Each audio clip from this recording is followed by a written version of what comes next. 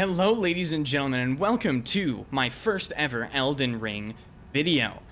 If you enjoy these videos and want to see more, please tell me in the comment section, as I love Elden Ring and would love to make more content if you guys enjoy it. So the build we're going to be going over today is something that I sort of just stumbled upon accidentally making last night. I like to call it the Ringed Reaper. And the reason why I call it the Ringed Reaper is because this build is focused around the Halo Scythe, whose Ash of War is incredibly fair and balanced, as FromSoft software intends with everything in the game, obviously. It is essentially a massive range ring of holy damage that destroys everything in its path. Now, I want to preface this by telling you guys that I will show you guys where to find all of these items later in the video, so don't worry about it.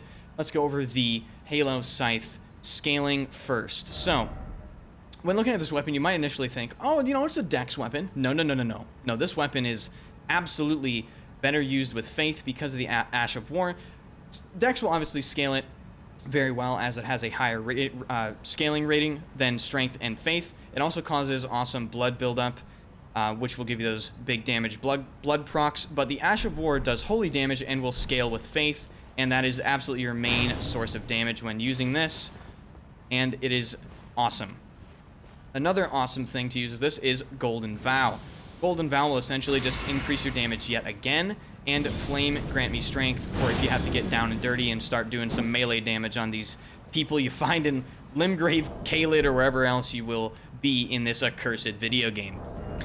So as far as the talismans, I am a total noob and haven't beaten the game yet, but that is fine because I've considered the 4th talisman slot that I have not unlocked yet. I use the Ritual Sword Talisman because it increases attack power when HP is at maximum, and yes, this does affect your Ash of War damage as well. Because this is a range build, you're not going to be taking as much damage as melee builds, so this allows you just essentially free damage. I use the Green Turtle Talisman with it as well, because as you're spamming the Ash of War, you're not only draining your mana, but you're draining your stamina as well, and I like the faster recovery speed. It just keeps it up longer. And the Sacred Scorpion Charm, obviously because it raises holy attack. The 4th slot I have considered, you can essentially use whatever you want. You can use Marika's Soar Seal, you can use Radagon's Soar Seal, Two Fingers Heirloom to increase that faith. You can use Radagon Icon, Godfrey Icon to increase the effectiveness of any other incantations you might be using.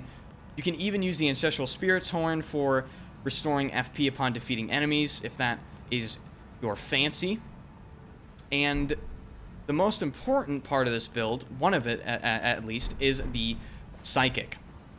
So, what you want to use with your Psychic is the Cerulean Hidden Tier to essentially give you unlimited FP, which allows you to spam it an unlimited amount of times. And you're going to want to use either the Holy Shrouding Cracked Tier for more holy damage, or if you find yourself running out of stamina while using the Ash of War, you can optionally use the Greenspill Crystal Tier just to boost your stamina. I find that both of these work completely well. I opt for more damage, though, just because I find most of the time anything that I'm fighting is typically dead before I run out of stamina. So, yeah, you have a couple options there. And one of the most useful things you can use in this build, just to get some pressure off of you, is actually Great Shield Soldier Ashes. These little guys are incredibly tanky and essentially don't give a shit about anything. They will take an incredible amount of punishment and attention away from you, so you can just stand there and spam this Ash of War. That does an insane amount of damage. Did I mention it has an insane range, as you just saw there? And that wasn't even with buffs. So, we will be going over where to find all of these items that I just mentioned right now and the best way to farm them. If you enjoyed the video, please hit the subscribe button, as I will be posting more build videos in the future. Let's go find those items now. So, first things first, in order to get the Halo Scythe, you're going to want to come to Caelid, to the Heart of Aeonia Site of Grace. Now, full disclosure, there's going to be a boss you have to defeat in order to unlock this Site of Grace first, but as soon as you defeat him, it will appear and you shouldn't have any problems. So, immediately upon resting at this Site of Grace, if you look to the west, there should be a Cleanrot Knight wielding the Halo Scythe, and this is the location you're going to use to farm this. So he'll walk right through here every time, and you can essentially just do that to him until he drops you the Halo Scythe. Now, I had to do this about 35 times, so good luck, everybody. But if you want to increase your chances, you can go ahead and use a Silver Pickled Foul Foot to temporarily boost your item discovery. To get Golden Vow, you're going to want to come over to the Mount Gelmir / Volcano Manor area and come over here to Corpse Stench Shack, where you will find Golden Vow on this body right here. Now, you will be getting invaded by an NPC in this area, so all you have to do is kill her, and then you can just run over here and take Golden Vow for yourself. Now, in order to find Flame Grant Me Strength, you're going to have to go to Caelid once again and go over to Fort Gale, and I'm in front of the fort right now. To the left side of this fort is where you will find Flame Grant Me Strength on a body in between two gigantic, ugly flamethrower things, which we will see right now. It will be right on that body in between them, as you can see right there. Try not to die. Good luck. Now, in order to get one of the most important things in this whole build, the Cerulean Hidden Tier, you're going to need to come over to the Volcano Manor area once again and go to the Minor Erd Tree in that area and defeat the boss at that Erd Tree to pick up the Cerulean Hidden Tier. This again allows you to essentially have unlimited FP and spam the Ash of War to your heart's content.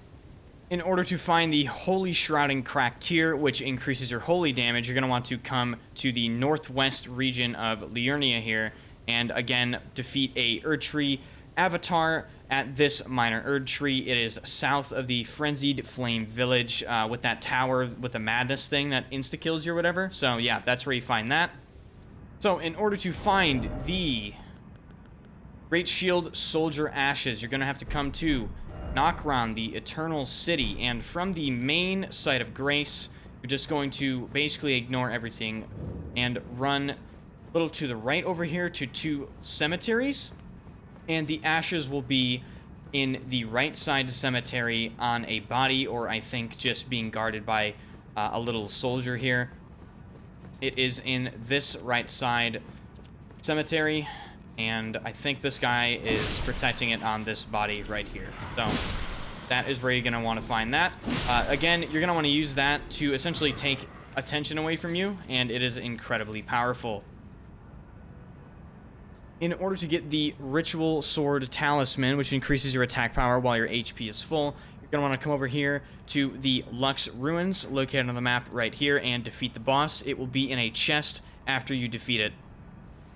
To get the Green Turtle Talisman, you're going to want to come over to the Summonwater Village, north in Limgrave, and there's going to be a little Stone Sword Key Imp here to open this tunnel, and down this tunnel you will find Talisman in a chest past these lovely turtles, which you should absolutely not kill, because they just gave you their fucking talisman, okay?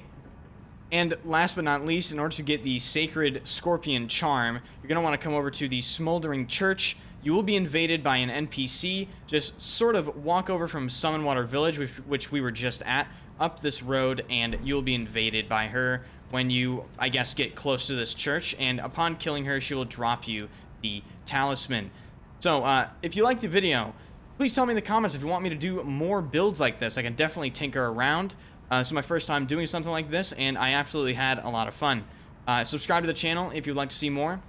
Drop a like, and I will see you guys in the next one.